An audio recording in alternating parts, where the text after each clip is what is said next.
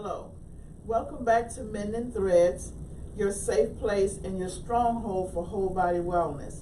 We have something for you today because we've been talking about transformation and looking at adjustment, self-care, and truly looking at moving through stress and trauma. And I think not only just moving through it, but surviving it and thriving it. So we want to look at today something that I hear about all the time. Whether you're looking at the news, whether I see it in my office, it's struggling with relationships and understanding what relationships are about. So what we wanted to do today is we wanted to look at the topic of wellness and relationship from a biblical or spiritual perspective. We're going to look at what young people might want to say and what they're thinking about it. And then we want to begin to look at different types of relationships. So we have some wonderful guests today, and I look forward to exploring this topic today for our wellness.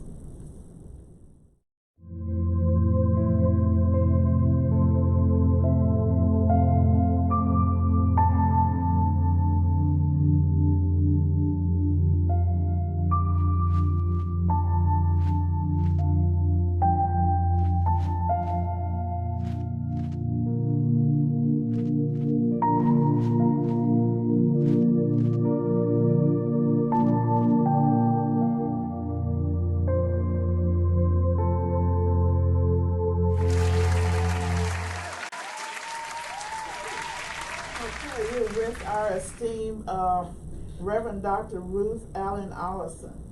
And I think, I'm not just kidding. I really admire your way of presenting the word and your way of living it. Okay? You do? Mm-hmm, I do. Wow. So I read pieces of your book, small areas of your book, and you just have the way that you present the topic just in a plain sense way that a person could actually use it and live by it. And you had some topics in here. So today our topic is going to be relationships from both a spiritual and religious perspective. And I know that you would bring it home to us. Okay? I will try. Bring it Do home. our best. So what I wanted to do, I know this book says, hey, this stuff really works. And I know when we have our book conference, we're going to be going through it and doing a workshop on the different, yes. Okay. But I wanted to see since we're having so many divorces, you turn on the news, someone is so frustrated that they're committing suicide and having difficulties with marriage, separation, divorce. And I thought maybe we need to look at this and see what is going on around us and how can we approach relationships in a different way. How can we look at that? What is this about? Well, it's hard to determine exactly what it's about, Yes. but I did have an opportunity to counsel with a young lady just last evening. She called and said, I need to meet with you and talk about premarital counseling. I said, well, are you engaged? She said, no. I said, well, are you bringing the person that you think you're going to marry? She said, no. I said, well, that's not quite premarital counseling, but it is counseling. Yes. And coaching. And so I think a lot of times, one of the things that's going on right now, which I think is really good, is life coaching. Yes. And you have to watch who does it for you. But I think we need coaches to get through life. Yes. Let me tell you, if you need coaches to get down a little board and shoot a ball, you need coaches to get through life. Whole life. Because there's certain things that are going on, and people go through life often and they'll get injured. Yes. And a lot of people, I think, are plain hurt. I think the other thing in relationships, especially in marital relationships or friendship relationships, romantic relationships, people very often are looking for someone I've heard people say, I'm looking for somebody to complete me. Yes. And when I hear that, I say, well, you're not ready to get married, because marriage should be a union between two whole people. Two whole people, that's right. I'm whole. I'm 100%. I don't have anything missing, and so I'm not looking for another person to complete that, because another person can't do that. That's right. That is a setup for disappointment. Something that you need to offer to the union is how I term it. Yeah, you come Each to person. offer, and then you also want to make a good assessment of that other person. All right.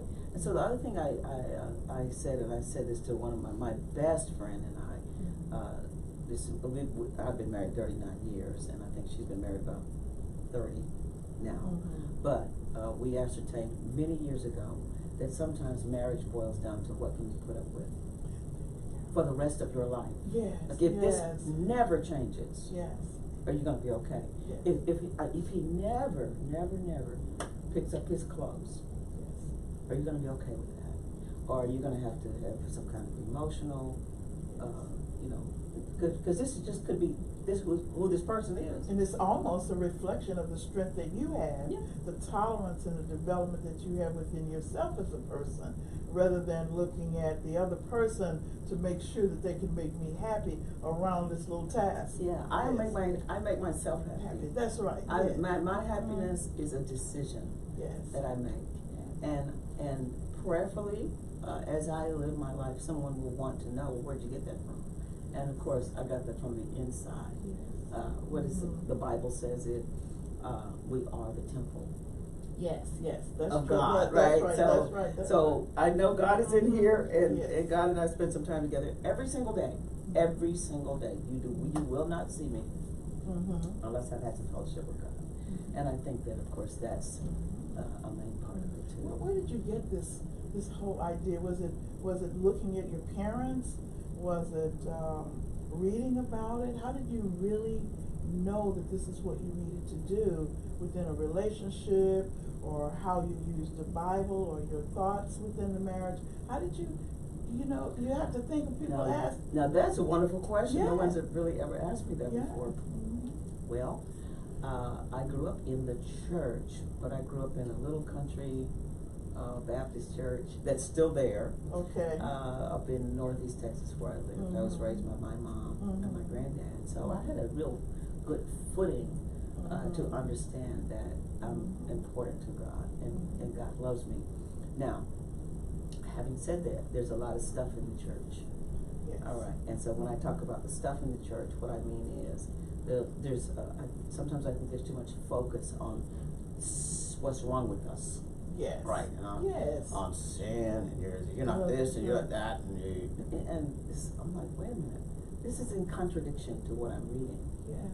And so I decided to believe the word. All right. So one of the scriptures I like in the Bible is, well, I like all of them. all of them, but right? But the one we're talking about now, it says, in the beginning was a word, and the word was with God, and the word was God, and of course that's Jesus Christ. So wait a minute. Let's look at what he's saying, how he feels about us, what he did for us. It's unconditional. It's amazing. And so I wanted to walk that relationship out. And so speaking of walking, at 10 years old, I was walking up this little road in my community. I was going to church on a Sunday evening, and I felt the Spirit. I used to call it something. Just come over me. We've been talking about the thing. We've been talking. it's not a thing. But I'm just saying, it's really a person. Yeah, it is. Who came and said, you're going to have a very special life, but it's time for you to, give your life to me. And I felt this really warm feeling inside. It's like, okay. So of course I was on my way to church, and I was by myself, and I made this decision. And so I've been living this out now for a long time. It's taken a while. I'm 65. So it's not automatic. I'm a young'un, right? Yes, that's right. I'm a young'un in this. Right. So it's been a while. Yes. And what a joy. What a joy. So it hasn't just been easy, but that's how I started it.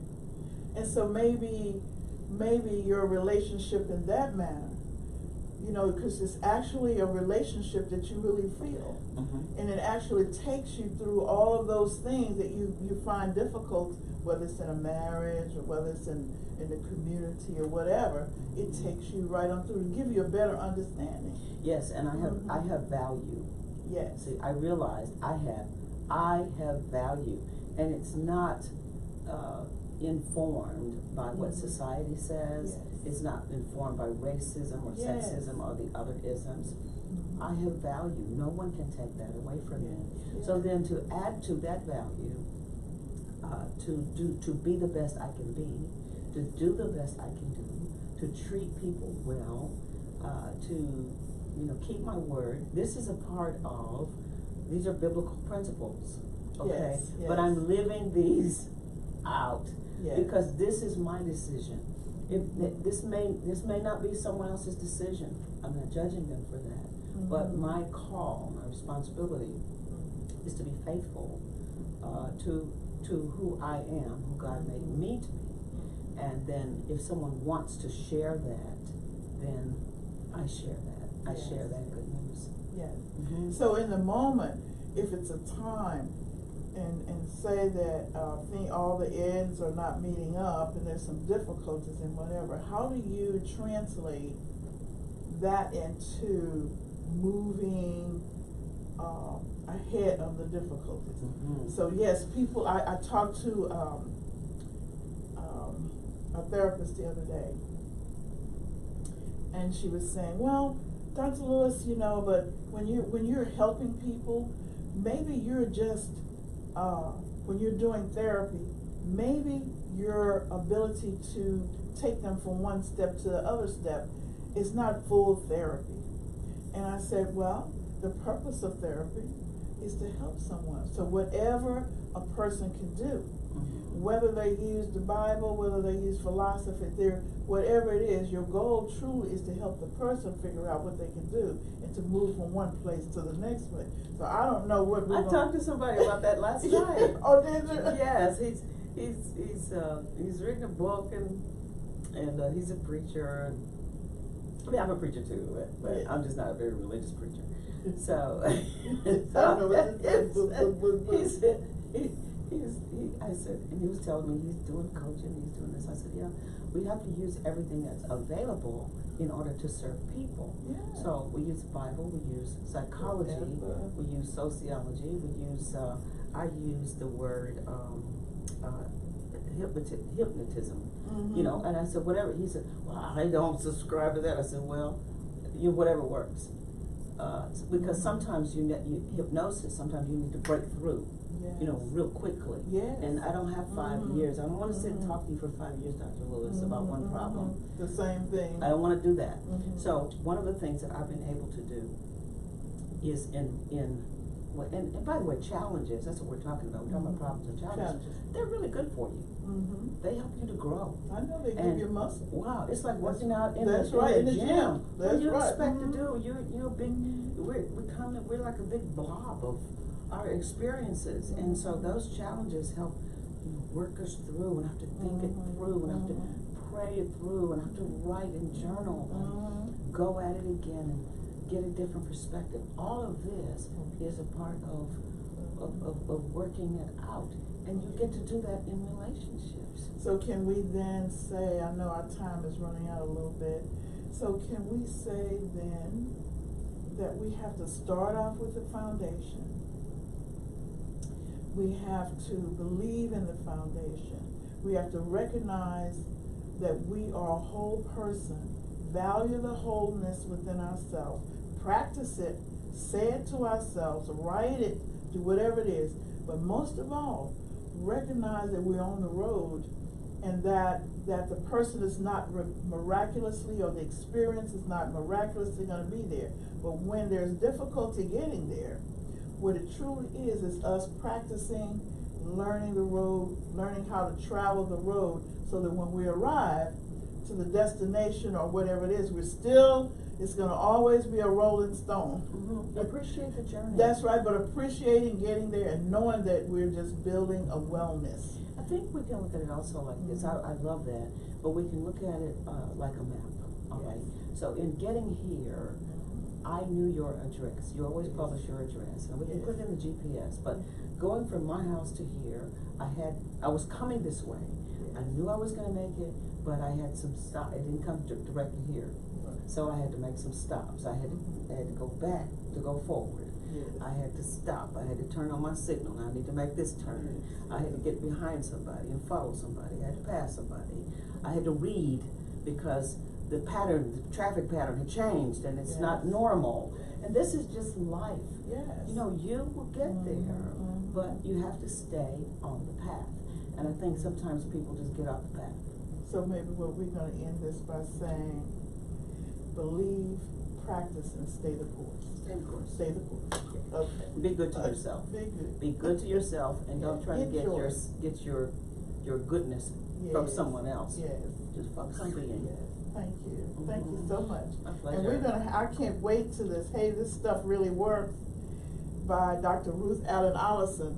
I can't wait till we do this. This is a nice picture. Oh. I can't wait till we do our book reviews. Okay. Okay. This is coming. Thank you. Thank you.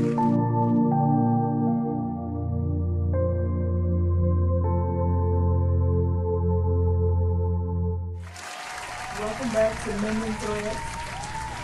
I wanted to say thank you to Reverend Dr. Ruth Allison from Beulah Land Christian Church here in Houston for giving us a real good grounding on relationships. And we have with us this morning our panel, Miss Shanikra, and I know I'm going to mess her name up, Miss Shanitra Limsky. Okay, did I get that right? Okay, then. And we also have Mr. Brian Gutierrez, and we have Miss Zakia Campbell. Did I? Okay. Yeah. This is our panel, relationship panel this morning, and what we have for you is someone from the business industry and someone from a community advocate program who helps people within the community adjust during their adjustment process from group homes to the community, and then persons who really work with people when they have difficulty helping them to get their insurance needs and healthcare needs met. So what I wanted to do is welcome you to the show this morning, and we're going to talk about a topic from many different perspectives, but it is something that is so needed, and I have so many questions, and many people that I see here in the practice come because of difficulties, or may I say, thoughts about relationships or adjustments to relationships. So let's just see if we can, I thought maybe we would look at different relationships. Let's see how we would define a relationship. So what are your thoughts about what a relationship is? Let's see if we can come up with our own definitions. Well, I think in a relationship, it's two people come together to form a bond. I mean, whether to just elaborate on that bond and walk through life Kind of together. and sharing experiences. Okay. Everybody on the same page with him? That's a mutual bond of respect and love towards one another.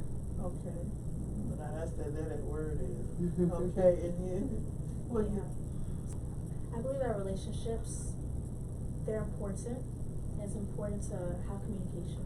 Communication is a very big key when it comes to relationships. Okay then. So I hear that a lot. I hear those, they come in and they say, well, I loved him and he loves me, and she says, I love her, and she had no idea how much I loved her. Or I don't understand. So let's just talk about, because love is something that you can't see. You can't really put your hand on it. But then we expect people to then define what that love is in the same manner in which we define love. So how are we defined? How do we know we're in love? It's a feeling. I mean, it's indescribable. It's a spirit. I feel like relationships, and when you know that you're in love, it's like a spiritual bond. You just know sometimes.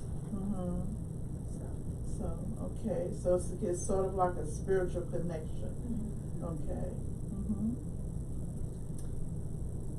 Are we saying spirit? Are we really? Okay, so let me play devil's advocate. What's the difference between a spiritual connection and infatuation. I think with a spiritual connection, it's that want to be with somebody. It's hard to be away from them. As far as like infatuation or lust, excuse me, you know, it's physical, and it's more, you do it for the attention, as opposed to you're wanting to do the little things for somebody, and you don't need the recognition from the outside world regarding that. So you sound like you're speaking that it is that you want to, it's something that you want to give, that you want to give something from yourself to the other person, and you're not expecting approval necessarily from the world. Exactly. Or for whatever, you're doing it because you see the meaning in giving it to that individual. That's how I see it. Okay, that's pretty, we can go with that, okay? So the difference is that love is a little bit deeper, and it's a little bit more meaningful to the core.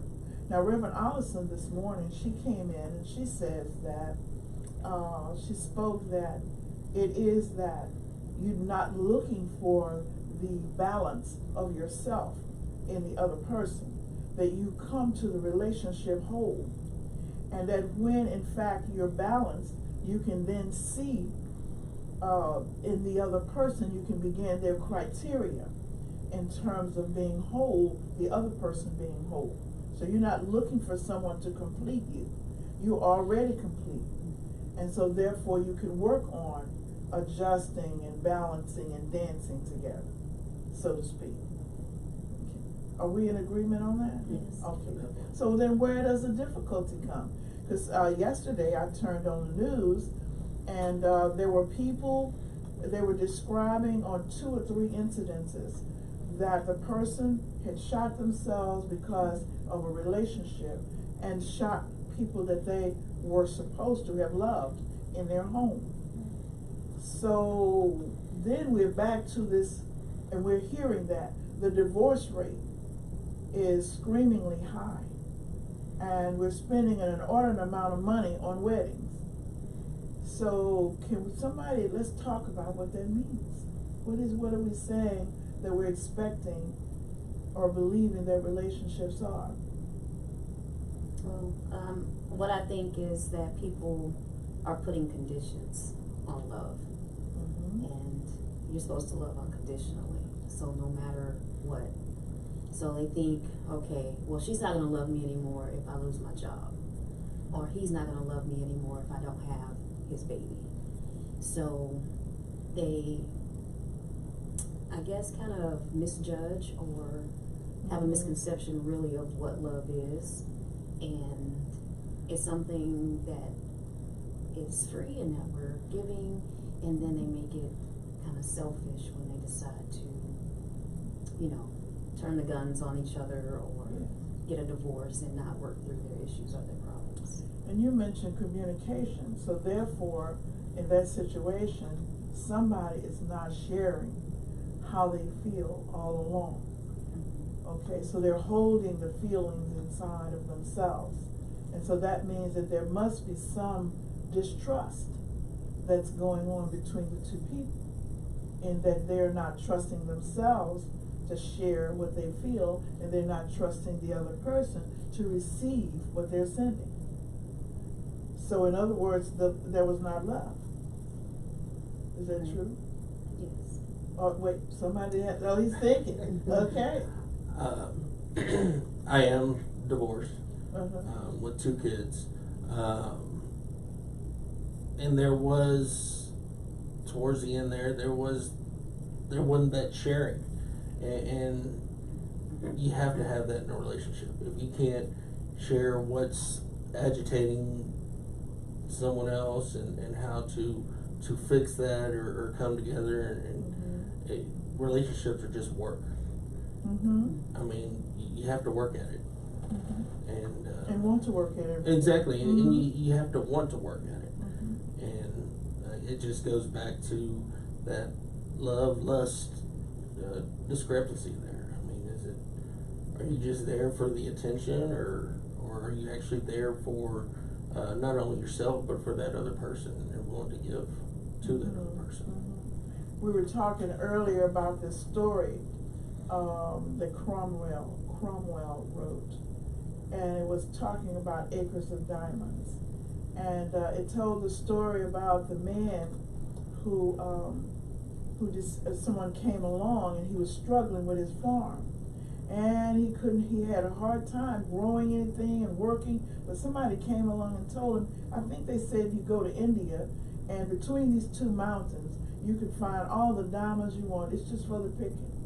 And so this man sold his farm to a gentleman who came along, and he went to India, I think it was, and he started searching, and he couldn't find the diamonds. He wrote back, because he had left his wife and children to go look for the diamonds, and he wrote back and said, I can't find them anywhere. And he was so disillusioned till he killed himself. Okay? And the man who bought the farm bought also his plow and everything, and he began to plow the farm, and he was just having a hard time. Just fast as he would plow, he'd run across more rocks, and he was like, this is the rockiest old farm I ever seen. And he threw the rocks, and he just had these piles of rocks, and he finally one day he just took one in and put it on the mantle and said, this is what I got. Okay? So the priest came by one day, and the priest said, oh wow, where did you get that rock from? He says, just nothing but just acres and acres of these old rocks out there. And the man said, the priest said, do you know what that is? He said, what? That's a diamond in the rough. And he said, oh my. So what had happened was, you can see, this man had acres and acres of diamonds. And so, you know, there was things that just to value what you already have. He had everything right there for him, and he ran, and he was looking for something, easy, something there. So it was just many morals to this whole thing. And so, you know, I have to get this thing and read the whole story. This is what I can't wait to read. Because when I heard that, I have it on my wall in my office, that in relationships, we're looking for something easy many times. We're looking for it to already be there. And so that's what you say, it is work. It is something that you invest in, that you trust, because you already have inside of you the joy that you can give. You know, when I'm working with people, I say, well, what is it that, well, I think I want to get married, but what are you going to try to share? What are you sharing? So yes, communication is so important to those stories that we were talking about. And so, how do you know when you are in a meaningful relationship? How do you know? When you give and don't expect to receive, just being given all the time and not expecting anything from it. That's when I think you're in a real meaningful relationship. Okay. Definitely when you both can support each other when you're down. Like you ever say relationships are 50-50, but it's not always the case. Sometimes it's going to be 80-20 or 20-80, because the other person has to pick up the slack. But when knowing somebody there has your back, that means the most. A guy told me the other day, he said, and I said, well, how do you know you want to be in this relationship? He said, I really don't know. And I started asking questions. I said, what do you feel in this relationship? And he said, you know, the things that we talked about in this relationship, I can talk and we can argue about it, and she knows that I have no intention of harming her. And in this relationship, I don't have to prove every minute of what I'm saying and who I am. And it feels like somebody understands me and they're accepting me for who I am. So I have a sense of being accepted, and I feel valued. So maybe what we're talking about here, relationship, that healthy relationships begin to allow you to be who you are, be spontaneous, and even handle fear together. even allow yourself to do something. Another couple I had, and we're going to look at how we handle it, said, well, I don't want to do that because I do not want to go out of town. And I was saying, why don't you want to go out of town with you? Because I don't like traveling. But how are you going to be in a relationship and not travel at all? What is that doing? Giving? Yes. So we came to the understanding that somehow you would have to do things that you're fearful of if it is not harming you or your loved one or your family, in order to show your love sometime, to do things that you don't want to do. So what are your thoughts about that? I think it's absolutely true. You have to step out of your comfort zone. Mm-hmm. You have to do things that your spouse likes to do, and show them that, you know, you're there for them and that they're there for you. So there may be some things that you do that they don't like, but they're going to be there for you and support you. Mm-hmm. And that means the world. So maybe in healthy relationships, we're growing all the time. Maybe in the healthy relationships, we're doing something that helps us to become uncomfortable so that we could grow. And maybe an unhealthy relationship, for the most part, keeps us in a comfort zone, in a regular routine of something that we can definitely expect with a little spontaneity change. And then that's how we know that if we're not growing, thinking. Can we be, now let's discuss arguments. The reason why we're jumping from here, these are questions that I've received from people on the email. They want to know about fear in relationships. So the other question that I received was, so Dr. Lewis, then, and that's the case, if you're arguing all the time, is that a healthy relationship? Or if you're arguing, what does that mean about your relationship? So what questions do we have? How can we respond to them? Well, arguments, I believe that if you argue all the time, that's one thing. I think a couple should seek for help. But I think an occasional argument here and there can be somewhat healthy, because you know that that person is, A, they're speaking their mind, and B, they're standing on the values that they believe in, and it's like, hey, let's talk about this, compare it, and then come to a common ground. Mm-hmm. That's good. That's good. Very good. Very insightful. Mm-hmm. What are you guys? What are you? So is it? I mean, you're either arguing just to argue, and in some relationships that happens. But like she said, I mean, if you're able to express your feelings and you know, be able to come up with a resolve, a resolution from that argument, or have a takeaway and be able to talk about it. Yes. I think as a relationship, you're able to grow stronger, as opposed to you have your ideas, I have my ideas, and we're not going to see eye to eye on it.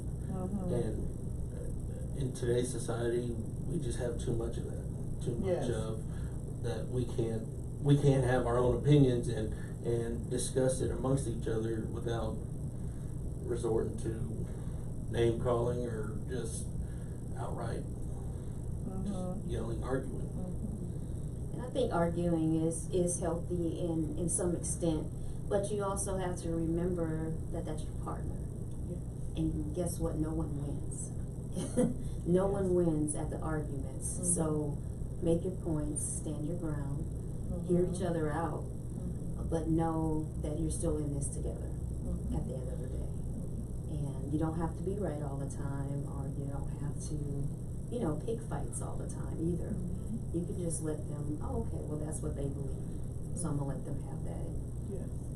Be mature enough and to walk away sometimes. Actually, it shows that it's helpful to argue, and that arguing is something like tilling the soil.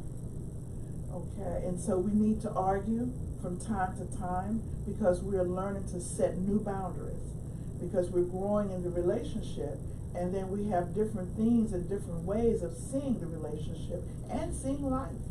And so when you look at it, it is like we're making the next move. We need to see, do we make a left here or right here? Do you want to make a left, you right? So we need to review where we are together. And so it's okay to argue. The difference, I think, is how to argue. So if you're demeaning to the person, then there's a need to be right, a need to achieve something, a sense of authority or control or something there. And it's also reflecting our insecurity. You see another. So part of security and confidence is there in the argument. And then we have to look at the goal of it, the goal of the argument. If the goal is to come up with a resolution, what's the solution to this? Why are we arguing? Well, if we're going to take the trip, let's see, where do you want? We're arguing about where to go. I think we need to figure out why we're arguing about it. What is it that we both want to do? And then come up with a way that we're going to do that. Sometimes people don't even figure out that they need to have family rules about arguing. You know, like my husband and I used to look at each other and go like, that one's not worth it, is it? No.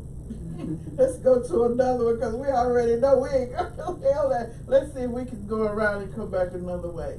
Okay, there were certain things that I knew were boundaries, that I knew were so sensitive to him, that because I cared about him, I would not even broach the situation. I would have to piece it apart, and so that he could see and hear where I was coming from and what I was asking for. Okay, so if we were to take what we've discussed and put it together, let's see if we could come up with helping anybody that asks those questions, giving them guidance or some tidbits to moving forward. Anything that we've learned from our own experiences or whatever that would help us build or them build. One thing I would say is every relationship has its own truth, and don't be afraid when you hear truth. Because like I know with me, when I hear different truths, I might deny it at first, but sometimes you need to just listen, take it in, and apply yourself. And also respect. You have to respect yourself and respect your partner, and that's how you'll be able to grow. Okay. In a relationship, you're both on the same journey, and there's just going to be different obstacles that you have to overcome. And if it's truly someone you want to be with, or that love factor, I mean, being able to give and take and help your partner along that journey, as well as them helping you. Okay, that's good. Definitely know that relationships are work, and you both got to put into it in order for it to grow and to manifest, and you have to choose love every day. Oh, that's good. And I would like to add that love is a decision, that love is a choice to do that, and that you have to let go of holding on to some things in order to love someone. You have to be free about it, and then open to learning something about yourself. And I think boundaries are really important, and self-disclosure. Slow to disclose things in new relationships, because it takes people time to adjust to new information and what to do with it. So the new breed is to just tell everything out, get the person offline and tell everything. And so one of the things that we have to do is remember that those people have a soul and a spirit, and it takes time it's just like bread. You have to knead bread, let it rise and knead it again.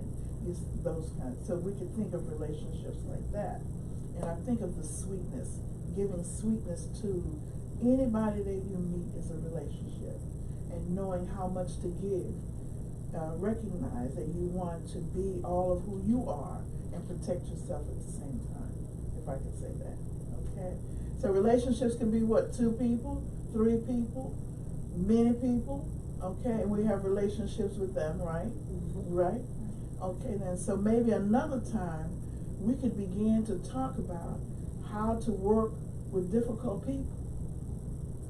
Okay? Because there are think that's right. Definitely. And so when we broach the topic of relationships in the future, we would like to do difficult people. So I'm going to ask you to do this as a panel. Can you jot down your notes from today and send them in to me? And we're going to have a writing clinic, and we're going to begin to put this together as to how we can help people in the community who are having difficulty with relationships or with moving forward. Can we do that? Okay. Okay then. I want to thank you all for now people don't know. When they see the show will be in the evening, they don't know how early you got up this morning at 6:45 that you were here. AM, may I say? And so I want to say thank you for coming and being here and sharing your most intimate secrets about relationships. Okay.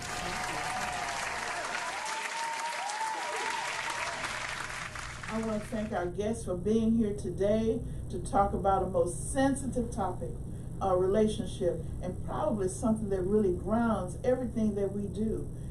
We miss the topic when we think of relationship. Most of us think they're just a man and a woman, but we don't realize that relationships are all day, every day, on the telephone, in person, and that we must, whatever we believe about human beings, are transmitted in how we handle our relationships.